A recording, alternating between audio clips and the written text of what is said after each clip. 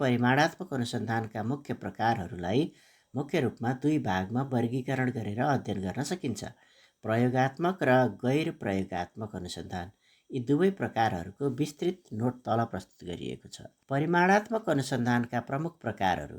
परिमाणात्मक अनुसन्धानमा अनुसन्धानकर्ताले चरहरूलाई कतिको नियन्त्रण वा परिवर्तन गर्न सक्छ भन्ने आधारमा यसलाई प्रयोगात्मक र गैर प्रयोगात्मक गरी दुई भागमा बाँडिन्छ। प्रयोगात्मक अनुसन्धान अन्तर्गत प्रयोगात्मक अनुसन्धान यस्तो विधि हो जहाँ अनुसन्धानकर्ताले स्वतन्त्र चरलाई नियन्त्रण वा परिवर्तन गर्दछ र त्यसको प्रभाव आश्रित चरमा के पर्छ भनी मापन गर्दछ। यसले कार्यकारण सम्बन्ध कज एन्ड इफेक्ट रिलेसनसिप पत्ता लगाउने काम गर्दछ। प्रयोगात्मक अनुसन्धानका मुख्य विशेषताहरू निम्न रहेका छन्। हेरफेर। अनुसन्धानकर्ताले एउटा पक्ष जस्तै नयाँ शिक्षण विधिमा परिवर्तन ल्याउँछ। नियन्त्रण। बाह्य चरहरूले नतिजा बिगार्न नसकुन् भनेर वातावरण नियन्त्रण गरिन्छ, जस्तै एउटै कक्षा कोठा, उस्तै समय। यादृच्छिकरण ऱ्यान्डमाइजेसन। सहभागीहरूलाई विभिन्न समूहमा राख्दा गोला प्रथा वा निष्पक्ष तरिकाले ऱ्यान्डमली छनौट गरिन्छ। प्रयोगात्मक अनुसन्धानका प्रयोगहरू। सच्चा प्रयोगात्मक रूपरेखा ट्रु एक्सपेरिमेन्टल डिजाइन। यसमा नियन्त्रित समूह कन्ट्रोल ग्रुप र प्रयोगात्मक समूह एक्सपेरिमेन्टल ग्रुप दुवै रहन्छन् र सहभागीहरूलाई पूर्ण रूपमा यादृच्छिक अथवा ऱ्यान्डम तरिकाले समूहमा बाँडिन्छ। उदाहरणका रूपमा औषधि परीक्षणलाई लिन सकिन्छ। अर्धप्रयोगात्मक रूपरेखा क्वासी एक्सपेरिमेन्टल डिजाइन।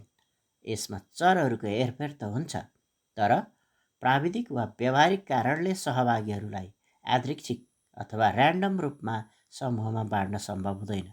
उदाहरणका रूपमा विद्यालयका कक्षा 6 सेक्सन ए र कक्षा 6 सेक्सन बीका विद्यार्थीहरूलाई नचलाइकन अध्ययन गर्नु। त्यस्तै अर्को रहेको छ प्रयोगपूर्व पूर्वरेखा प्री एक्सपेरिमेन्टल डिजाइन। यसमा एउटा मात्र समूह हुन्छ र नियन्त्रित समूह हुँदैन।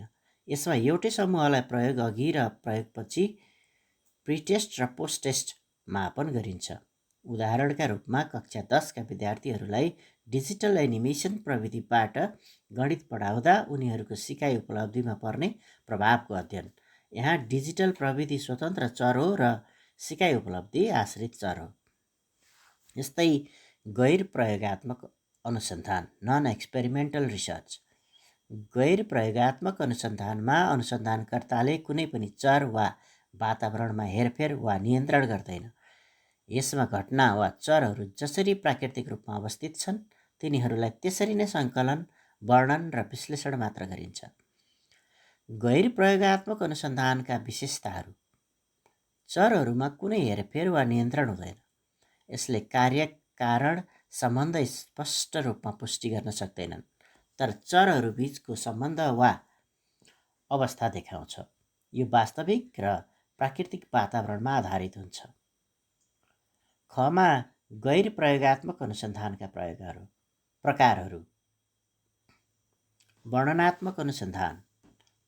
यसले वर्तमान समयमा कुनै घटना, परिस्थिति वा जनसङ्ख्याको अवस्था कस्तो छ भनी विस्तृत विवरण प्रस्तुत गर्दछ, अथवा वाट इज भनेर यसले प्रस्तुत गर्ने गर्दछ। उदाहरणका लागि बागमती प्रदेशका सामुदायिक विद्यालयमा कार्यरत शिक्षकहरूको प्रविधि प्रयोगको वर्तमान अवस्थाको सर्वेक्षण यसका उदाहरणको रूपमा लिन सकिन्छ। अथवा एक्स पोस्ट फ्याक्टो रिसर्च। कुनै घटना घटिसकेपछि त्यसको सम्भावित कारण के हुन सक्छ भनी पुराना तथ्यहरूको आधारमा दुई समूहबीच तुलना गर्ने विधि नै एक्स पोस्ट फ्याक्टो अनुसन्धान हो। यसमा अनुसन्धानकर्ताले कारणलाई बदल्न सक्दैन, किनकि त्यो पहिले नै भइसकेको हुन्छ।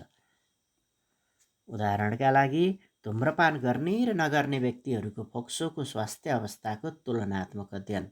यहाँ अनुसन्धानकर्ताले कसैलाई जबरजस्ती धुम्रपान गराउन सक्दैन, पहिले नै धुम्रपान गरिरहेकालाई मात्र यसभित्र समेटेर अध्ययन गर्ने गर्दछ। प्रयोगात्मक र गैर प्रयोगात्मक अनुसन्धान बीचको मुख्य भिन्नता यहाँ रहेको छ। यसलाई तपाईँले हेर्न सक्नुहुनेछ।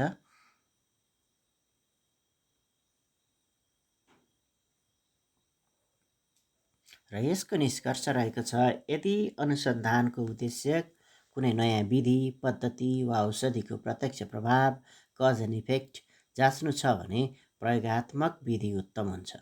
तर यदि समाजमा भइरहेका घटना, मानिसका बानी वा दुई कुरा बिचको सम्बन्धलाई लगातार निहाल्नु मात्र छ भने गैर प्रयोगात्मक विधि उपयुक्त हुन्छ। परिमाणात्मक अनुसन्धानमा तथ्याङ्क सङ्कलन गर्ने कार्य अत्यन्त व्यवस्थित र संरचित हुन्छ।